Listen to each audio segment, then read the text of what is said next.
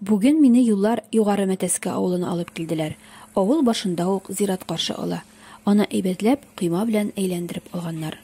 Тыныч, аяз, матур җәйге кич. Һавасын сулап туеп булмый. Кайдадыр чишмә суының шелтерәп агуы ишетелә. Капка төпләрендә кемнеңдер гөлдер-гөлдер сөйләшеп утырулары колакка чалына. Әнә югары очта кемдер гармуны телләренә җитез генә кагылып алды да дәртле көй сыздырып җибәрде. Менә шушы гүзәл аһәңле кичке авыл симфониясенә кушылып ярып, минем дә аякларым үзләреннән-үзләре клуб ягына атладылар. Менә аштан шешне белгән кешеләр күмелгән менә зиратка. Менә шуңа күрә шушы зират барлыкка килгән. Менә бик Безнең авыл бик зур авыл булган. Менә бик кадерле килә бу зиратны субый менә. Бик зур. Менә хәзердән йөреп бетереп тә алмыйлар. Менә хәзер чыксан да аста субыенда булган урамнар. Бик күп булган. Артта бер урам булган. Менә бер урам булган. Бунда бик күп булган. Менә дәскәм каршы дигән бер урам булган менә бу өйләргә каршы. Моны нәрсән белеп була? Шукырлардан, базардан белеп була өйләр булган. Менә шул. Бик зур авыл булган Югары Мәтәскә. Бик нык авыл булган ул. Авыл Казан ханлыгы чорында нигезләнгән. Халык 19-нчы гасырда тегүчелек, бүрек тегү белән шөгыльләнгәннәр. 1992 елда 582, 2020 елда 487 кеше яши. Барсы да татарлар. Күп кеше яшәми хәзер.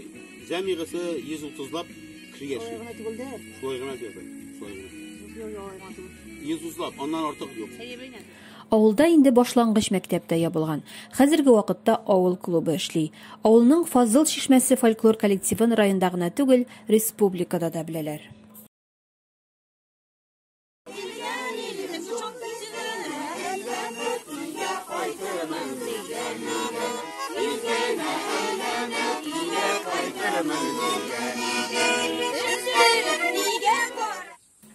Гармунчылар күп Югары Мәтәскәдә. Мәсәлән, узак еллар авыл хуҗалыгы өлкәсендә хезмәт куйган Сөләйман Мөхәммәтшин.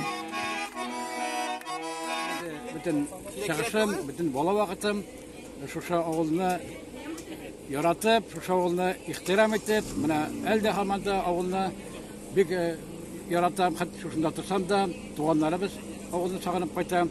Менә мәчетне Tüdük birgeyinde ilk birçe başlap şunu beşikne başlap jiberdi bizden bik zor rahmat.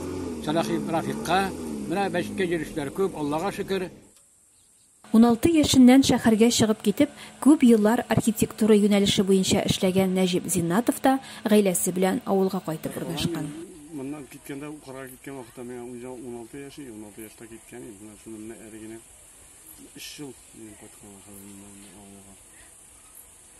Birinci işlegen için tiyatro yolu zritli, ondan sonra Şalepin konakhanası, Regul Sabit Gazetesi, ondan Prezidentski Dvarets, Kreml'deki Nuranda Mingen işlemedim, başka brigadlar da var.